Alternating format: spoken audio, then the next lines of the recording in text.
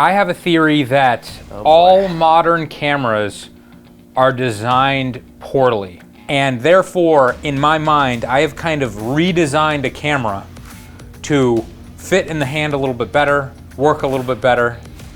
And today, we're going to talk about this, and Patrick is going to tell me how wrong I am. This video is sponsored by Skylum's Luminar 4 software. If you're looking for an easier way to edit your photos, maybe Photoshop is too expensive or too complicated, check out Luminar 4. It has artificial intelligence technologies that can do incredible things to your photos. My personal favorite feature is their sky replacement feature. Somehow it's able to find the edge of the horizon completely on its own and swap out these skies almost without any user input at all. I've never seen anything like it. It's pretty amazing. Now, the best thing about this software is the price. Normally it's 89 bucks. If you use the code Fstoppers at checkout, you'll save 10 bucks. But if you don't like it, they will give you a 30-day money-back guarantee. So check it out. There's absolutely no risk. All right, before I pitch this crazy idea, if you guys enjoy content like this, give us a thumbs up, subscribe. If you want really detailed photography tutorials, you can head over to fstoppers.com/store. We've teamed up with many of the world's best photographers. But in today's video, I am going to redesign the camera. I am coming at this from the perspective of a former professional wedding photographer and videographer.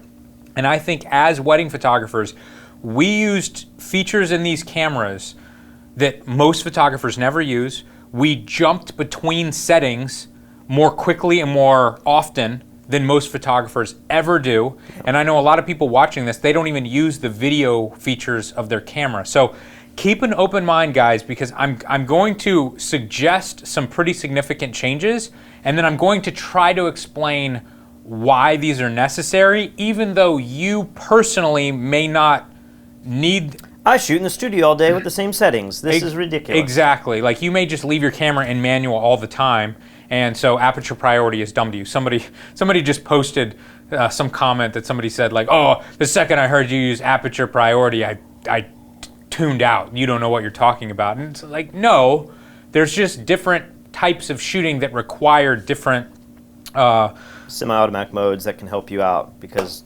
situations change so quickly. Exactly. I think this might apply to, we'll see what you're about to say, but to sports photographers and photojournalists as well. Absolutely. Because they are more similar to wedding photographers than people who shoot in the studio or shoot wide open in the shade or something. Okay.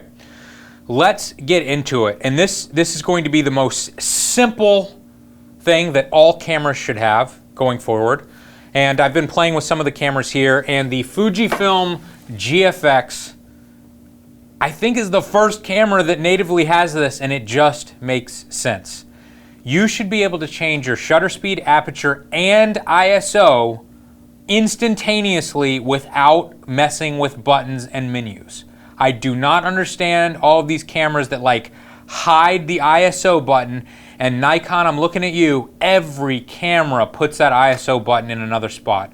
Why the heck? They constantly flip like the quality and the ISO. Well, that's when it's just down on the left side. I mean, I think ISO on our D850 is on the top under your right finger, and then the ISO on our D750 was on the left side that your left thumb would press. It makes absolutely no sense. I mean, ISO is just as important, if not more important, than shutter speed now. People are changing ISO more frequently. Or aperture. If you're the type of photographer who shoots wide open all the time, that's not something you're changing very often. So Fujifilm, as you guys may or may not know, changes the aperture on the lens. So they have an old school style aperture ring. I'm pretty sure it's just a digital dial, but this is how you change the aperture.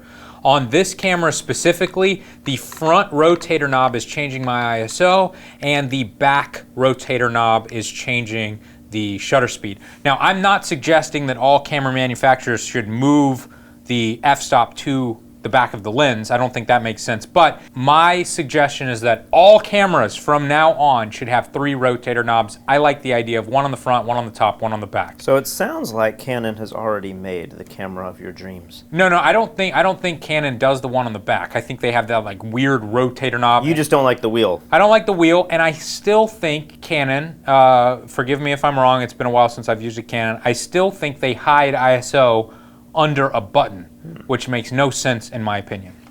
All right, I don't think that should be controversial. I think all photographers can agree with that. You can agree with that, right? I'm on board with that. Okay. Now I'm going to get a little controversial. I think we need to get rid of ASMP. I do not think that those make sense when you include ISO.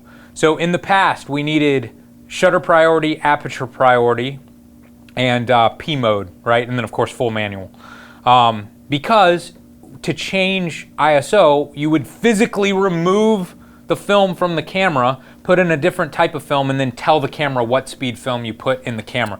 You couldn't. Those semi-automatic modes were only allowing for one variable. Right.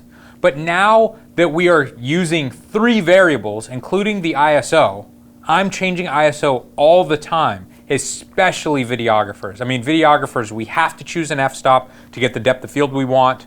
You have to choose 1/50th of a second if you follow the 180-degree rule. The only thing you can change now is your ISO, and they're hiding it under buttons. It makes no sense. So, my suggestion is we remove these shooting modes, and instead, we have manual and automatic switches or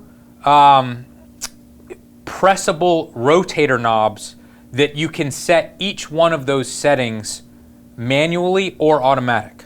So for example, imagine if the top of the camera had a button or a switch with maybe a little light next to it or something so that you could easily see, and your shutter speed, your aperture, and your ISO could all be switched to manual, or they could be switched to automatic at any given time. And if you could feel these buttons without removing your eye from the viewfinder, you could easily switch your camera into full automatic, like flipping them all to auto would be like P mode, right? Switching them all to manual would make it M mode. That seems so much more complicated to me. It's like when you have like a remote and you have to use the dip switches and you're like 1's down and 2 and 3 are up. I understand. Versus just twisting to a letter that we're all familiar with. But here's why the letter doesn't make any sense anymore.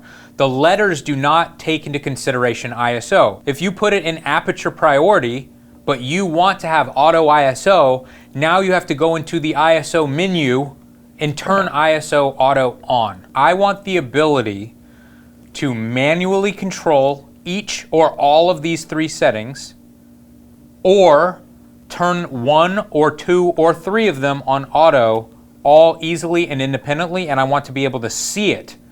So I pick up a camera and I instantly know what settings are in auto and what settings are in manual. I will agree with that. Sometimes ISO and auto ISO especially are hidden in a mode where you don't know, like you start shooting and you're like, oh my gosh, why am I at auto, ISO 3200 when I would rather just turn down the shutter speed, Let's move on to the battery and card door. Can I tell you what I would like? Yeah. I would like the batteries to, 1, charge in camera. You have the GFX 100 here where I love this body because it's built in. This is kind of like the what are we at now? Like a D5, D6 is about to come out? Yeah. The sports cameras. But I also love this. Like the batteries are right here in a tray. 2 batteries. I think I like this battery system the best. Yes, so my suggestion was going to be that from now on, camera manufacturers should have batteries that come out of the side and not the bottom. So exactly like the GFX 100. You can leave this on a tripod and you can still get to your batteries. Yes. If there was some way to have, we've got this door on the side now that the memory cards fit in. Most cheap, smaller point-and-shoot cameras have the battery and memory card slot within the same door. I'm sure there's design reasons why it's difficult to have both on a larger camera like this, but if there's any way to have the battery so that it can come out of the side, it's just so insane. We'll be shooting with Elia and he's shooting landscapes over the course of hours, and the battery's dying, but now how is he going to get the camera back on the tripod right in the perfect place? Yeah. He wanted to do blending of shots and stuff, but when we get into Photoshop now, things aren't perfectly lined up. You have to take the camera off your tripod, try not to move anything, change the battery out, and then lock it back in perfectly without moving any of your lens. It's very difficult to do. So, you agree with that one? I'm down with that one. Okay, you're down with that one. That one doesn't make you upset. All right, this one's going to make you more upset. I would like to argue that all buttons, maybe every button you can possibly move, should be moved to the right side of the camera.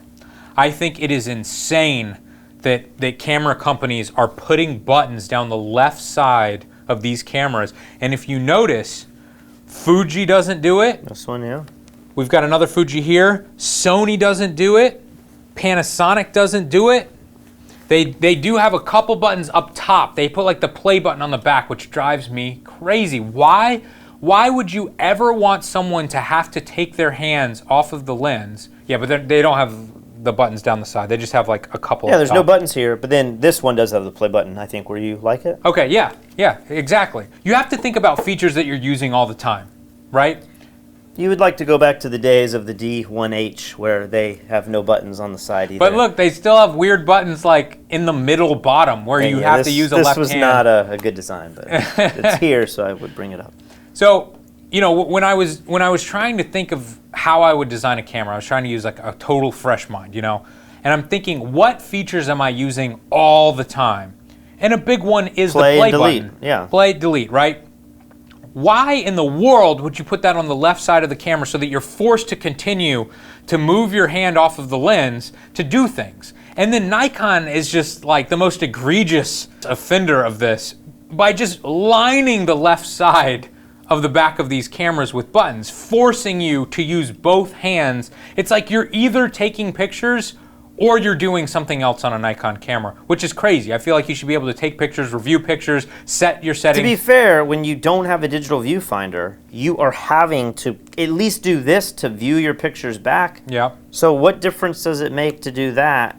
Like, that just doesn't seem like a big deal to me. Well, I think a lot of this doesn't seem like a big deal to you, but you are the type of person that a little thing like that would drive you insane. Like, I cannot go one day without listening to you saying how the iPhone button was better than the swipe and you hate the swipe. It's like, it takes longer to do the swipe.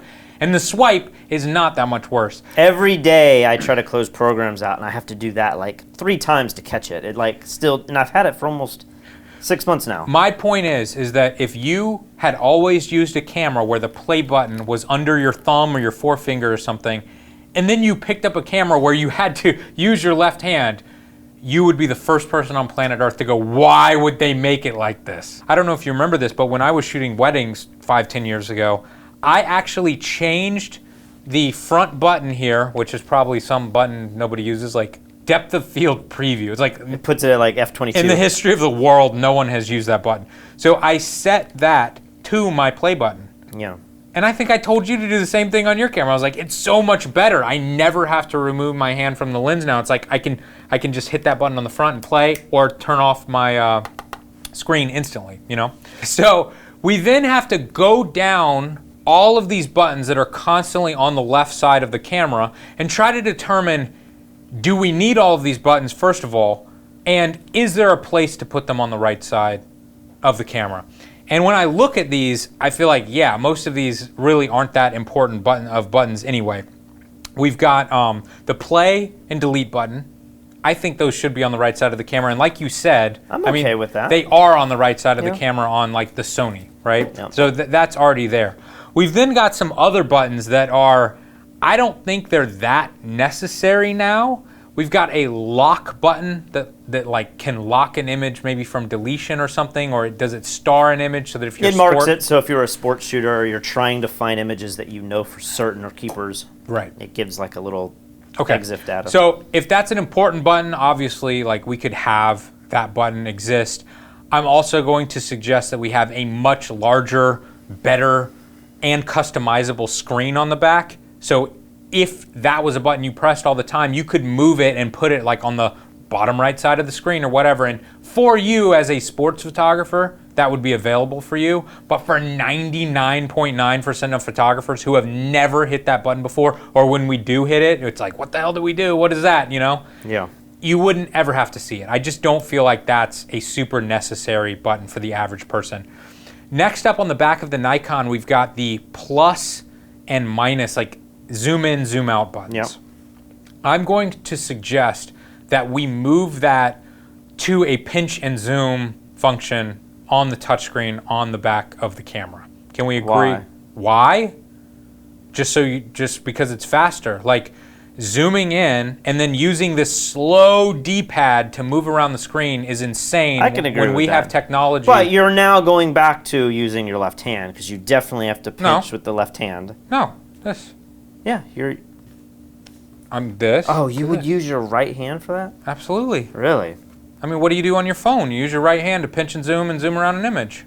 Yeah, I guess you're right. All right. The problem with this, though, I don't believe anybody's touchscreen works as well as the iPhone. So you're asking all these manufacturers that have some of the clunkiest systems like Wi-Fi connectability and their touchscreens are already not that good. You're asking them now to like a whole system to rely on that technology. Absolutely. That's a little scary to me. I don't think it is. I don't think it should be scary. I think it's very similar to the car industry and Tesla, where every car you've ever been in has some like bullshit touchscreen voice activation thing where it claims to have a touchscreen, it claims to be able to listen to your voice, and then you use it for 5 seconds and realize this doesn't work at all. I'm never going to use these features, and you just go back to hitting the buttons and you never use the voice function. That's it why just I doesn't like work. buttons. So many cars I get into now, I think even maybe your truck, you put in the extra, the outside. Yeah, it's horrible. I hate it. Yeah. I want dials for everything. Yeah, because they don't work. And so then now you're telling me you to get in a rid of Tesla, and the Tesla screen is just as responsive as an iPad. And now it makes total sense. Instead of having buttons all over the place, you don't know what the heck they do and where to find them. Everything is just written out, and the screen that you're on has only what you need on it. It makes total sense. I need to sit in a Tesla and try this out. You definitely do. While you're talking about the buttons on the left side, can I tell you the number one reason that we need to have buttons removed from the left side? Why? Well, the Panasonic shows it perfectly, and that is because every camera should have a screen that comes out and rotates so that if you ever need to do this, yes, you can see yourself. Absolutely. And I can't believe none of the professional cameras that we have in this office do this feature except this camera. Yeah, it's by far the best screen ever, just in that sense. It's certainly not like the highest quality screen or anything. It's also a touch screen, but it's not as you can shoot responsive below as you want without bending down. If you're short like me, you can shoot above your head. And you can flip it and put it back away so the screen won't get scratched. Yep. Years ago, I thought only consumer cameras had tilty screens. Because they were the only ones that had it. But then once you started using it on the mid-level cameras, it was a big game changer. Yeah, so I think if you own one of these expensive cameras that does not have a tilt screen and you think it's kind of like a cheesy feature, use a camera that has a tilt screen, and I don't think you'll ever go back. And this is the best tilt screen because you can then literally... you have a full articulating screen. It's like the next step. I think there should be a dedicated white balance button or knob or something. I think white balance is one of those things that I, as a videographer, would put up there with shutter speed, aperture, and ISO.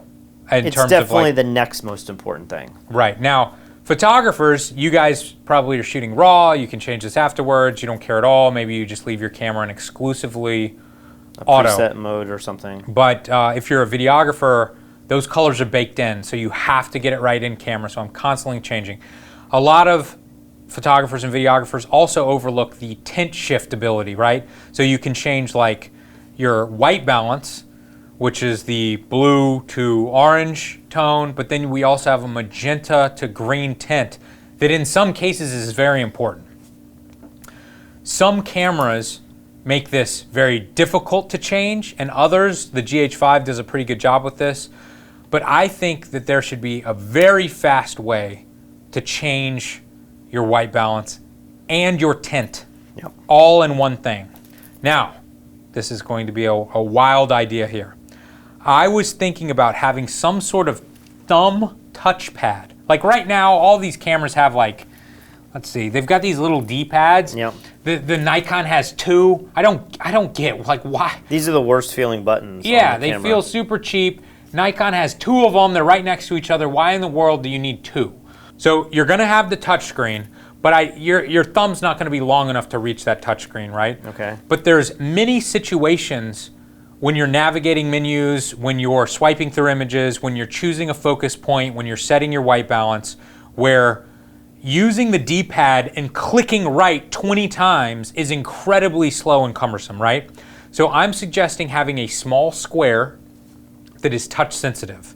Okay. Imagine if you needed to change your white balance and you had like a color wheel, and right and left chose your Kelvin temperature and up and down chose your Do you think though, like with a laptop, it's the size of this LCD screen, like, Right. and you're able to, your finger's so small compared to the screen. And you know, if you look at some of these cameras that are a little larger, like the GFX 100 here has a very large back area here where you could easily have, like, I would almost think this is too big of an area. Yeah. But you'd have extra room to have buttons as well. So imagine if you wanted to quickly change your white balance and you're gonna go like, oh, it's so blue right now, like I'm gonna swipe over to orange, and then like as you're swiping, you're moving up and down and getting that tint exactly right as well. Or more importantly, I feel like one of the slowest things to do is moving a focus point from one side of your frame to the other. Imagine if you could set your thumb position on the D-pad to be anywhere in space in that frame. So if you just touch the upper right quadrant of the D-pad, your focus point is there. You slide instantly to the bottom left and it's there. Now with mirrorless cameras and the people who like to shoot like this, aren't they already able to tap that focus point just like that? So you could do that. You could touch the focus point and move it there quickly, but you wouldn't be able to follow your subject, and you wouldn't be able to, you know, like be taking pictures while you're moving it. So you're suggesting you're shooting while your thumb is like moving the... Absolutely. I mean, imagine if you were a sports photographer and, you know, a lot of these cameras are good at tracking or whatever, but you still have to set the point of the subject that you want to track. Yeah. Or maybe you want to do it manually. And before this, you can't. You literally cannot track them manually because you just have this, you know, D-pad that hasn't changed in 20 years. I mean, this is the D1H here. This D-pad is like the exact same as what we have on Nikons today. So I'm just suggesting another way to navigate through every aspect of the camera, but in a much more quick way. Like, think about the menus. When we have to go through the menus on the Sony or whatever, and it's like a million different settings that we're like going forever. It's kind of like when you get the mouse that like has the clickable scroll wheel and you can just, and you're just like, and you're just, yeah. So that's the basic idea there. Yeah, I don't know that I'm totally opposed to that. I think, you know, I can see there being some design problems and getting a D-pad into it. Absolutely. But I like the overall idea of being able to change your white balance. Although I would say 90% of photographers, like you said, are not that concerned with getting white balance perfect in camera. You're right. And it's really the videographers who are the most concerned with that. But so obviously a big part of my design here is move all the buttons to the hand that you can use, because the job of the left hand is to zoom and to support the camera. But another big part of my design is to really expand the size of the screen and of course make it much more responsive. We have the technology now, it should be much more responsive, and by making the screen bigger, I think you're going to add more of a reliance on that back screen rather than the viewfinder. I mean, I already kind of prefer to use the screen than digital viewfinder right now. Imagine if the screen was 50% or 100% larger. I think it would be much better. I think making the screen bigger also gives you the option for more customization on the screen itself. Instead of having these very confusing function buttons that are all over these Sony cameras, I absolutely do not like this design. yeah. Because you might set up your Sony camera different than I set up my Sony camera, but the button still says C2. So what the heck is C2? But if we have a large touchscreen, very similar to the Tesla design, or the iPhone design, where each time you're on a certain screen, it can show you customizable buttons that you have set. So maybe when you're reviewing images, you want to have a button for delete, or you want to have that lock button, that it's right there on the screen. But instead of being confusing and saying C2 and you're just having to hunt around and press all these buttons. It actually is just the delete buttons, the trash can. Yeah. Everyone knows what that is. Exactly. I think that makes a lot of sense. One of the big features that all current cameras have is the ability to jump between stills and video, right? Yep. But the way that the cameras do it, it's all a little bit confusing, and they do it in different ways, right? And if you were shooting stills in natural light or constant light, then jumping between stills and video is super easy, because whatever exposure you're getting on your pictures is the same exposure you will get when you hit record on your video. But as wedding photographers, you know that we are constantly jumping between natural light, strobe light, and video. Yep. And so if you're shooting with a strobe, the settings that you're going to have your camera to create a black image in many cases. So it's not black, but it's like underexposed so that your flash can be the key light. Remember how I said I want the settings of the camera, the ASMP, gone. Mm-hmm. I think I also want the video setting of the camera gone. And instead, let's have savable user setting buttons. We could have like a C1, C2, C3. So let's say you're in C1 settings and everything's saved, and you change your shutter speed. If you press C1 again, it's going to revert back to what those initial settings were. If you hold C1 for 2 seconds, it saves them. So now you have C1 saved, and let's say you have that saved for your camera settings for your flash photography. Now you tap C2 and it's whacked out because it's from the last event you shot or whatever. So you set everything to your video settings. And now all you have to do is jump between C1 and C2 when you're shooting this event, and there would be a shutter button and a record button. So whatever button you're pressing, it's always going to take a picture or it's always going to start recording video. Here's another huge feature that a lot of these cameras have hidden in these menus. When you have a mirrorless camera and you look through the viewfinder, you are looking at a screen basically. Yep. And there's 2 settings that you can set the screen to, the viewfinder or the screen on the back of the camera. What you see is what you get setting. As you're changing your shutter speed, the screen is getting darker or brighter. Yep. And if you're taking images with natural or consistent light, that's what you want. It's the easiest thing ever. Like, you no longer have to look at your meter. You just look at the screen, and if it looks good, that's what the picture's going to be. But what happens when you start using strobe? Now, your camera settings are so dark that you can't even see through the viewfinder anymore. So there has to be, on every camera from now on, a simple button or switch. A switch. Those are the only 2 settings, as far as I know, that you need. It's like either what the settings represent is what you see, or click it over, and now it's going to just be a bright viewfinder so you can see, and your settings, you almost have to know, hey, I'm shooting at a sync speed of 1/250th, and it's going to be dark, but that's okay. And you could just go between the 2. That drives me. That's my biggest critique with mirrorless cameras, is when you're going back and forth. And if you're a wedding photographer and you're bouncing and then you're like, let me get some natural light, you might be switching more than somebody who's taking portraits. Right. And so I always need to be aware of that. And then, imagine the situation where you're taking video. My idea before was I want to get rid of that video function and just have it be like, the camera is always ready to take pictures or video. But imagine if you have the camera set so that it's not showing you the exposure, it's just kind of showing you a correct exposure and the settings are meaningless. That's when it gets super frustrating because you hit video and now all of a sudden the screen goes black. So, big one. This is a huge one. This is probably going to ruffle a lot of feathers. The place that the average viewfinder is on a mirrorless camera makes no sense. Makes absolutely no sense. The top? The top middle. Top center, okay. Yeah, and the reason it is there on other cameras is because old single lens reflex cameras, the viewfinder needs to be right over the top of the lens. Yeah. I mean, that's the only way that it can work with physics, right? But the idea that to look through a viewfinder, you have to smash your nose and face on the back of the buttons and the screen, it's insane. Like, that's such a stupid design when we are not constrained with that anymore. Do we all have smashed noses as photographers? Well, it's like the cauliflower ears. Photographers all have. We have smashed noses, and you want to show somebody the picture, and you're always like cleaning the screen off because your nose gunk is all over the screen. Mm-hmm. It's insane. So if we have mirrorless cameras now that have digital viewfinders, we can put the viewfinders anywhere.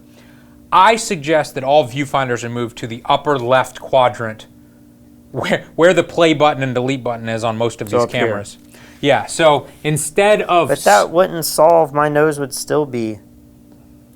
Like, that doesn't change. I guess it depends on what are you talking about? Like, my nose is right past the side of the camera. You shoot it with your right eye. I shoot with my left eye. Well, that's stupid. You shouldn't shoot with your left eye. Why would you not? Like, that's my stronger eye, I think. Well, I think that's a horrible habit because I think you should be using both eyes for your frame. Like, especially if you were a sports photographer, you would never want your left eye to be the only thing that you can see. You're not even using your other eye. You're going to be zoomed in with a 500. I can't see over here well, but I still can see you fine. That's why. Maybe left-handed people probably want left-handed cameras too, but nobody's doing that. Like, I don't know. Maybe that's why your picture suffers. You've been shooting the wrong way the whole time with your left eye. My pictures do not suffer.